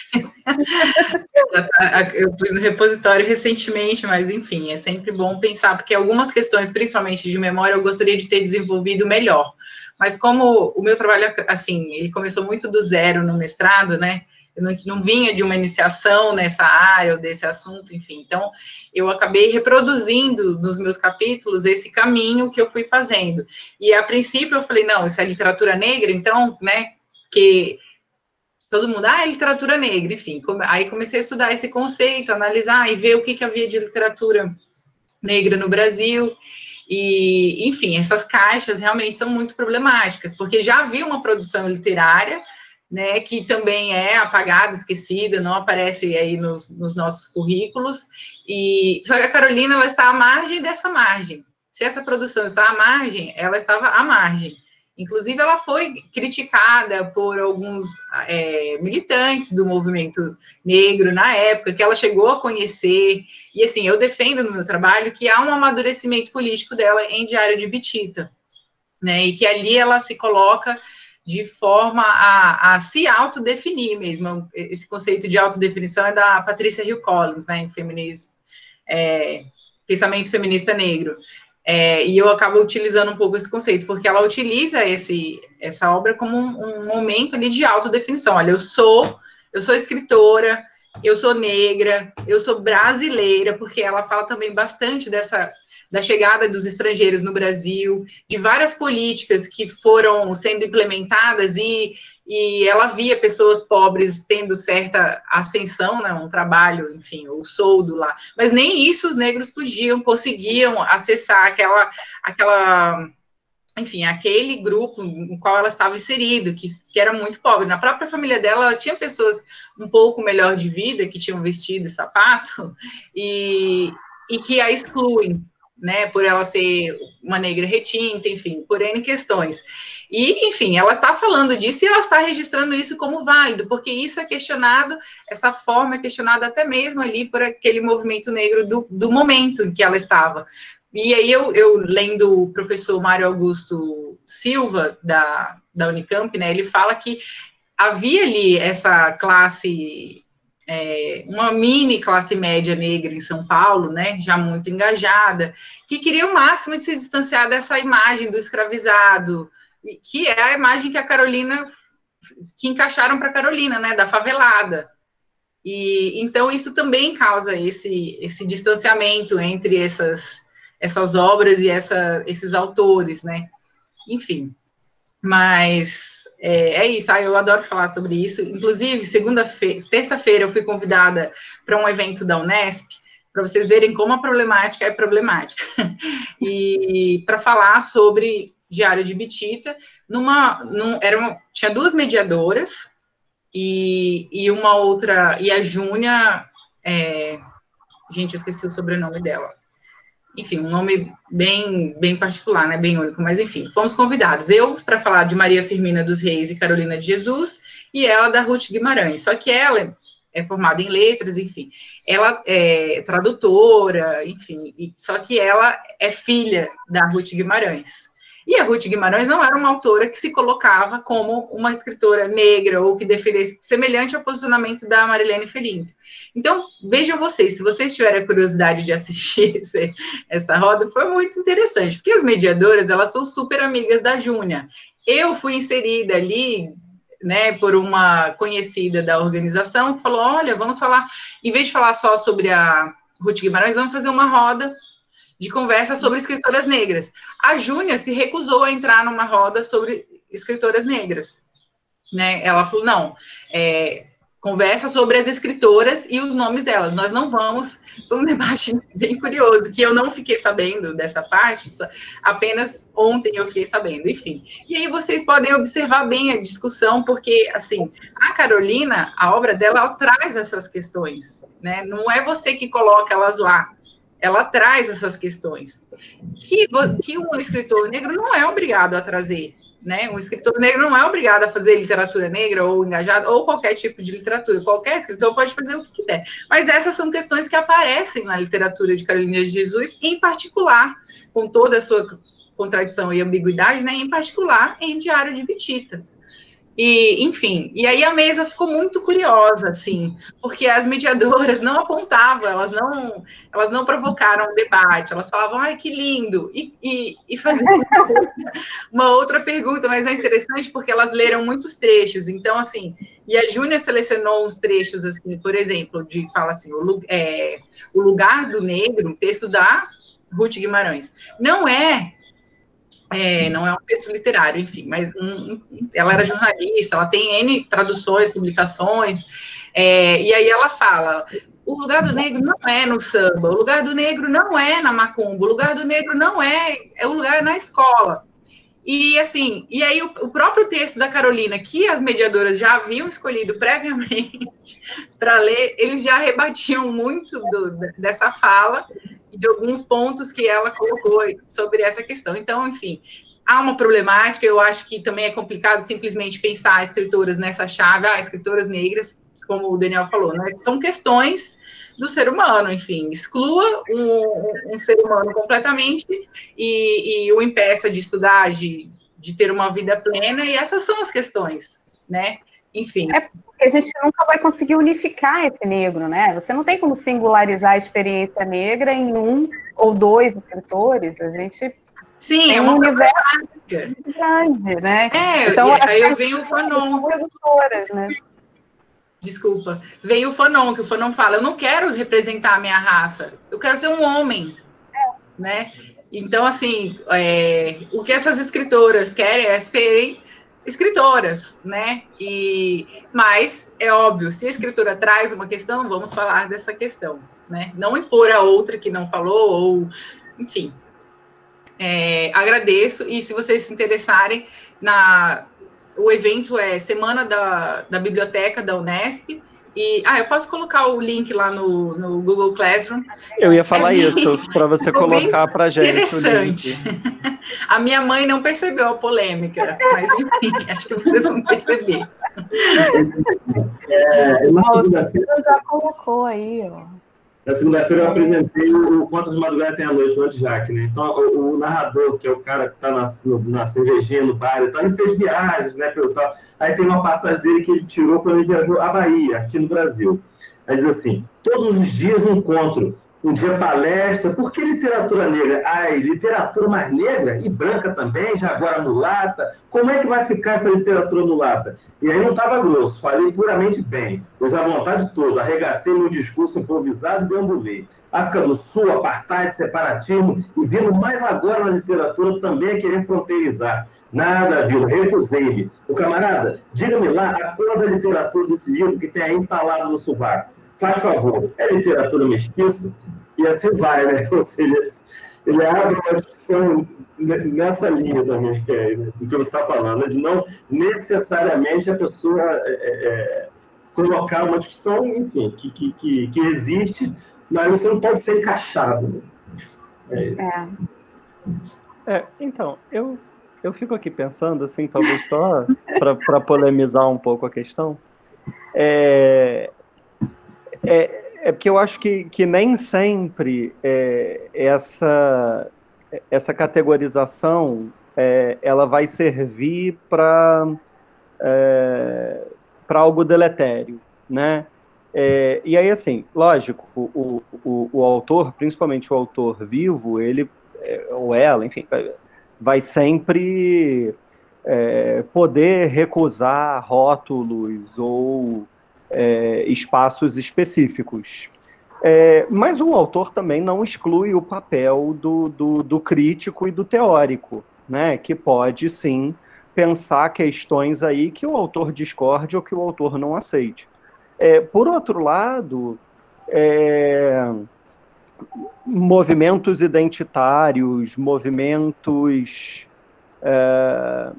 enfim, que vejam um valor em certas classificações, podem também propor isso, por mais que, às vezes, o autor não queira ser encaixado naquilo, mas como uma forma também de demonstrar uma certa potência, o que geralmente excluído de espaços de potência. E aí dizer, olha só, não, tem aqui, isso aqui sim algo que é produzido por nós, e isso é muito bom, e isso é muito potente. Então, enfim, para também a gente não criar uma ideia dicotômica de que toda a colocação ou apropriação em um grupo é necessariamente algo alijante, algo reducionista, né? Eu acho que isso tem também a ver com certos momentos e estratégias, e que podem sim ser bastante interessantes, né? Mas eu queria aproveitar que eu estou com a palavra e colocar uma pergunta para a Tainá, para a Tainá também poder falar um pouquinho mais para a gente. Só antes, no dia que eu falei que a gente estava discutindo a questão entre geografia e matemática, eu não estava lembrando o nome do livro.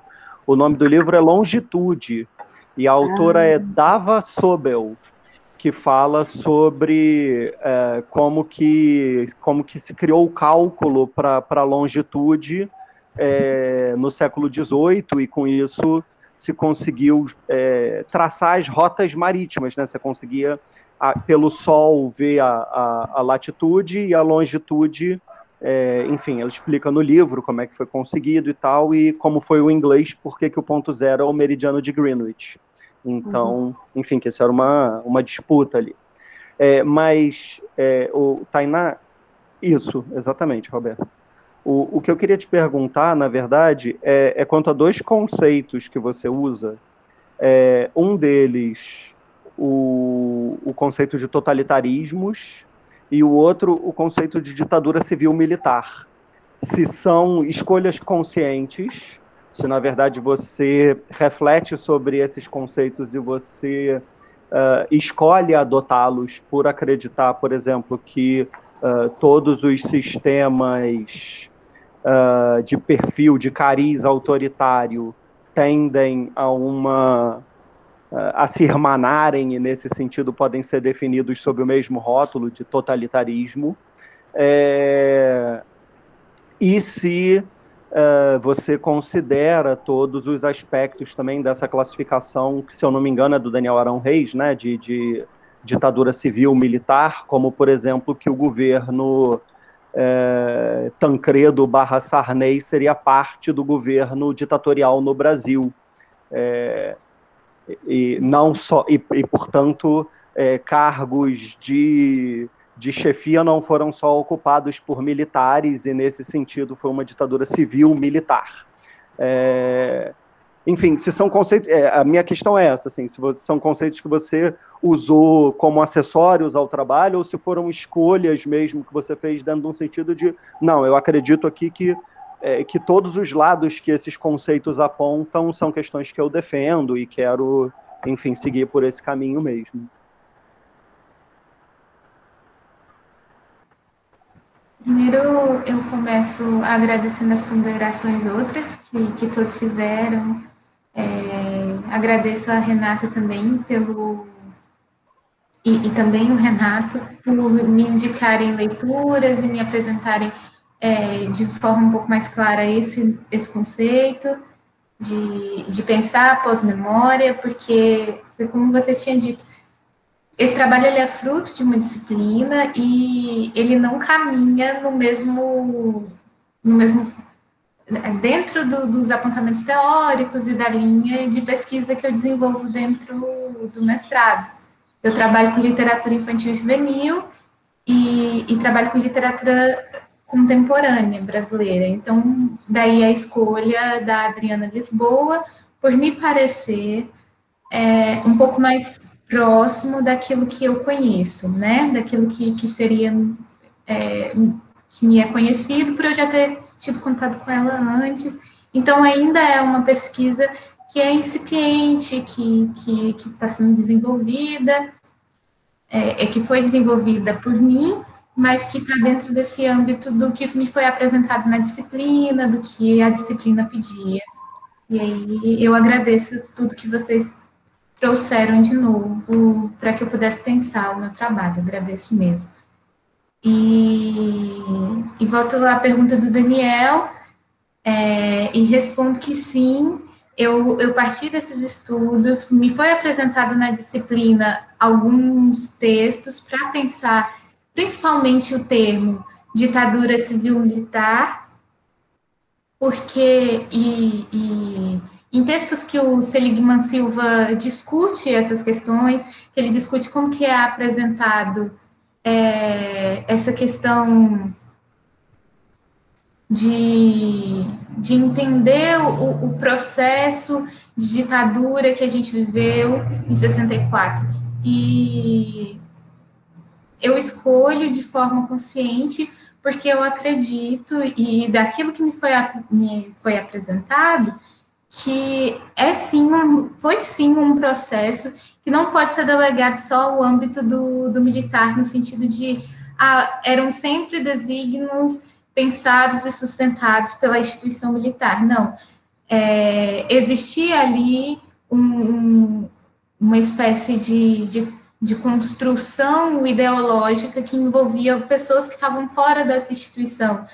E respaldo, talvez seja a palavra, não sei se eu me excedo em dizer, mas um respaldo no sentido de haver ali um respaldo social também para as coisas que aconteciam e que eram sustentadas. Então, eu tomei essa postura desde então, depois de conhecer textos sobre isso, porque era um termo que eu nunca tinha tido um contato próximo, e aí entendendo o porquê do uso e o porquê de se pensar nesse regime, nesse momento da nossa história dessa maneira, como uma associação daquilo que era instaurado pela instituição militar e daquilo que via fora, né?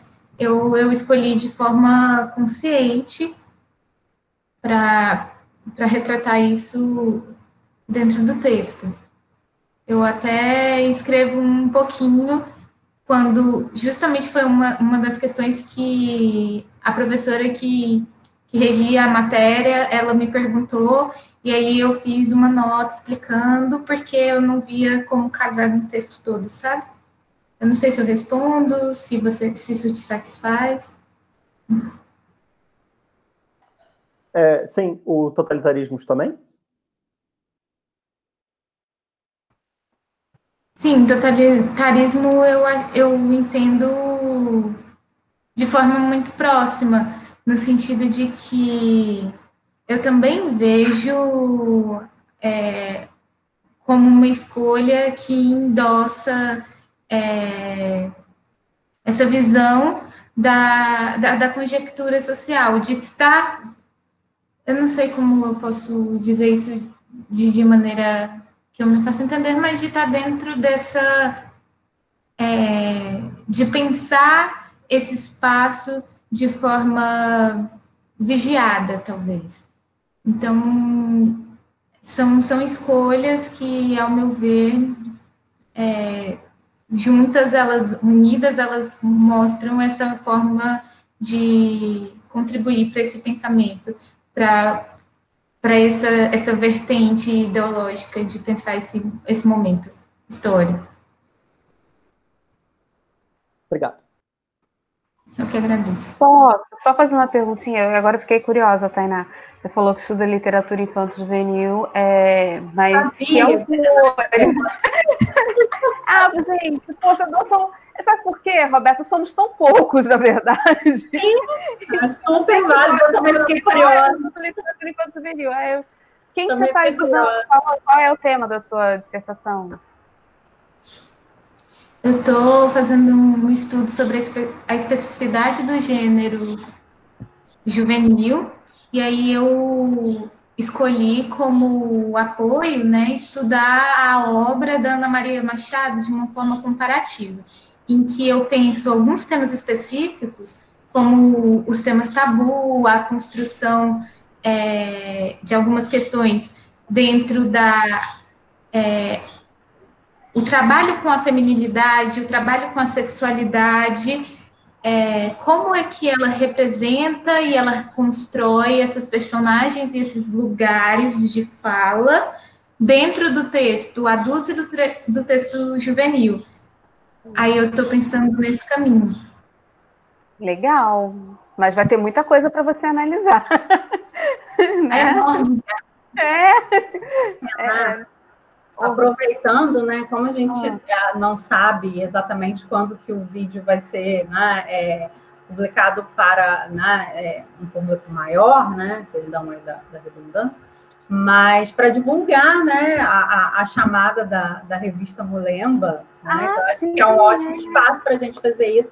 Renata e eu, junto com a professora Carmen Tindó e o professor Lucílio Monjati, de Moçambique, estamos organizando um dossiê para a revista Mulemba, intitulado A Infância e as Literaturas Infantil e Infanto-Juvenil em Países Africanos de Língua Oficial Portuguesa, e a chamada está aberta até o dia 31 de janeiro de 2021. Ai, muita informação, assim. Porque a previsão de publicação da revista é junho, né, de 2021. Esse é um assunto que me interessa bastante, embora, né, eu fique mais presa à literatura dos países africanos do que brasileira. A gente sempre gosta de fazer uma ponte, né, e ver como é que essas coisas se comportam. Mas, assim, a sugestão que eu posso te dar começa a pensar num recorte, senão você não vai conseguir dar conta de tanto material, mas é bem interessante pensar nesses temas mais polêmicos, né, nessas, digamos assim, esses assuntos em que as pessoas têm tanto receio de tratar com a criança, vai render bastante. Boa sorte aí. E que os africanos tratam de uma maneira bem tranquila, viu? Se pensar, um dia quiser pensar numa ponte, né, eles veem as coisas de uma maneira mais calma. Exatamente. Mais alguma questão? Eu queria fazer mais uma provocação aqui. Daniela, eu acabei dando um Google rápido aqui para procurar o vídeo que você citou, e aí eu vi que eram 4 mulheres ali, você e mais 3, situei mais ou menos quem estava participando, e aí eu fiz mais ou menos um pensamento, quase que associando o meu local intelectual e de posição no mundo. Porque, por exemplo, na USP, né, eu faço parte de um dos grupos de pesquisa do Diversas, da FEFELESH, que é um grupo de pesquisa que pensa estudos de diversidades, intolerâncias e alguns conflitos sociais, raciais, etc. E aí, eu não sei como que funciona nas outras universidades, eu acho que até podia rolar um papo assim, mas a USP, ela está começando agora e já começa bastante solidificada em se construir, quando você faz análise de qualquer coisa, né, de qualquer texto literário, de se construir também enquanto um sujeito racializado.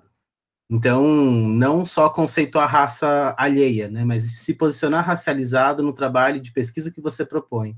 E aí eu queria saber, assim, de você, como que você resolve essa equação, se ela é um problema para você ou para a sua universidade, ou se no fim das contas isso não é exatamente uma questão que você pensa, né? Porque eu sei que pelo menos do local que eu venho é uma questão bastante assim que causa briga.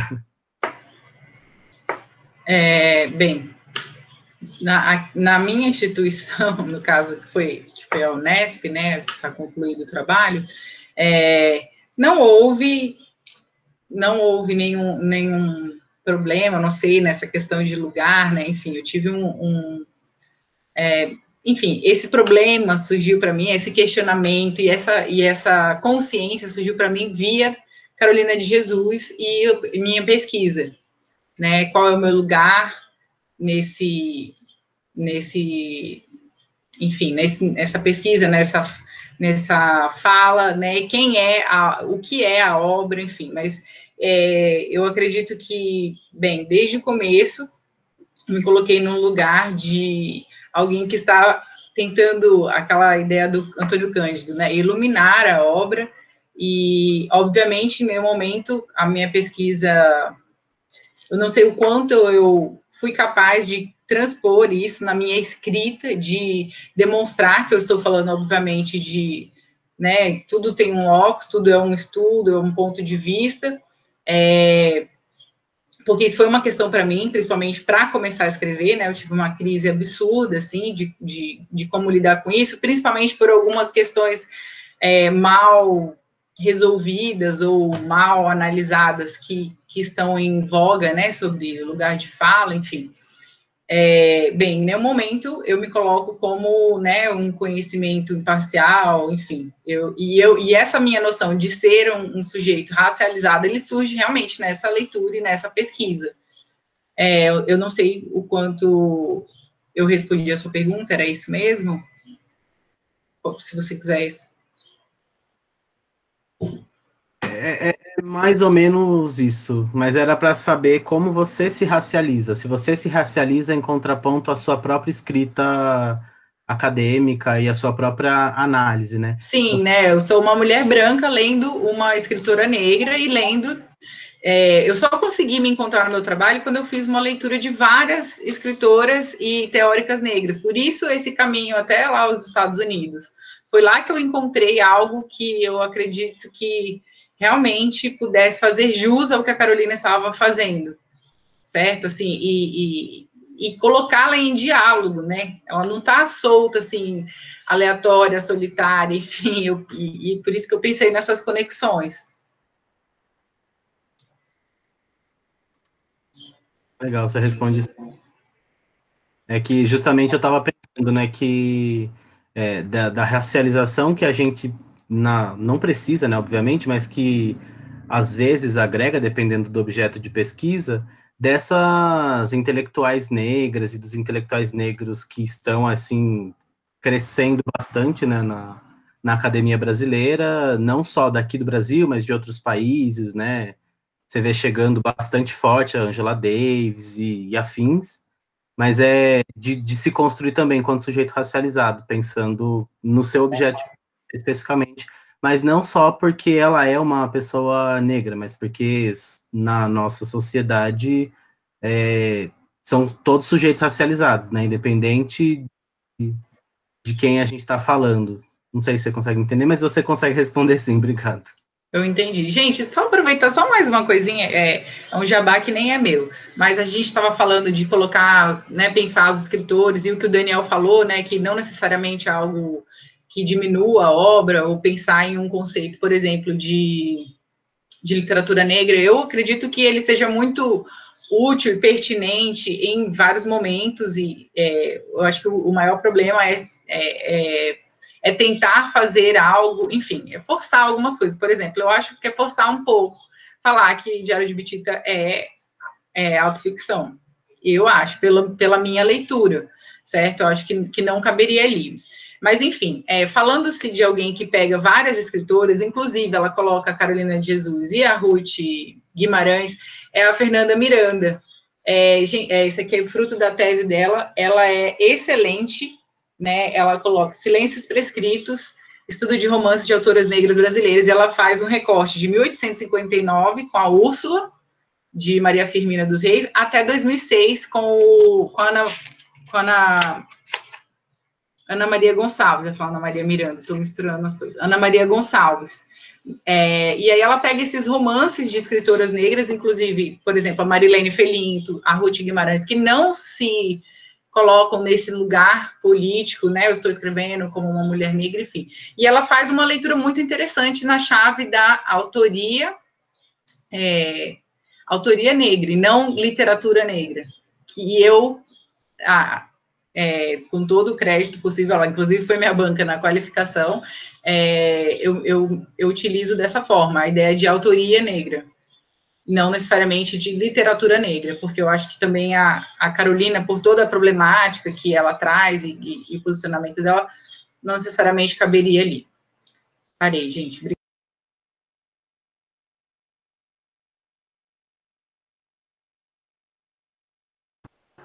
Então, queridos, caminhamos para conclusão e despedidas. Infelizmente, né, nós chegamos ao fim, né, dessa semana. Acho que, de fato, foi uma semana, assim, foi muito... acho que a minha grande preocupação, né, desse modelo virtual era que, de fato, após as apresentações, ficasse um grande silêncio e a gente não tivesse o debate, que eu acho que no momento de simpósio, enfim, é o mais importante, né, essa troca de ideias posterior às apresentações.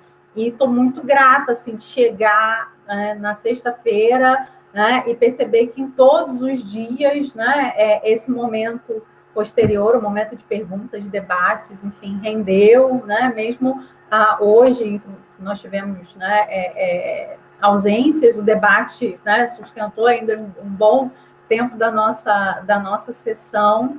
Então, queria agradecer a presença de todos, e especialmente aqueles que fizeram o esforço aí de acompanhar a semana toda, né? Tivemos, né, parcerias muito bacanas, né, nesse sentido, que participaram efetivamente de todos os dias, né? Agradecer aos meus companheiros de coordenação, Renata, Daniel, e passo a palavra.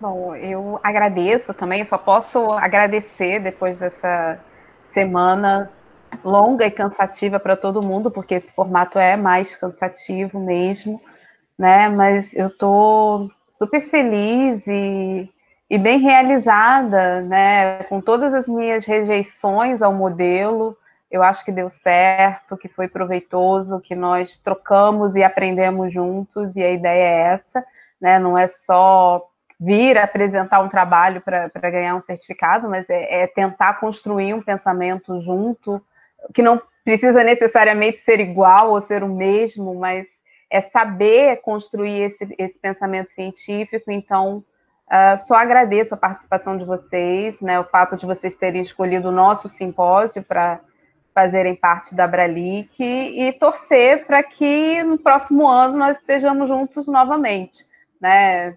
aumentando ainda mais o nosso repertório e aprofundando questões, enfim, né, sejam todos previamente convidados para a edição 2021. Obrigada, Roberta, né, pela parceria já de 3 anos. Obrigada, Daniel, por ter aderido finalmente ao nosso simpósio. Você acertou agora o simpósio, né, e que fique conosco aí pelos próximos anos. Gente, quero também agradecer a vocês que apresentaram e que participaram nas discussões, dizer que para mim foi muito enriquecedor poder conhecer os trabalhos e conversar com vocês um pouco. Enfim, eu saio aqui dessa semana de congresso com o pensamento fervilhando, assim, com a cabeça a mil e extremamente empolgado para, enfim, para dar conta de tantas questões que foram levantadas. Acho que isso para mim é o grande, é o grande sucesso, né, do simpósio e de congressos de forma geral, né, a gente sair, por mais que cansado, ainda assim provocado e animado para seguir fazendo as nossas pesquisas e produzindo, né? E, enfim, agradecer também enormemente a Renata e a Roberta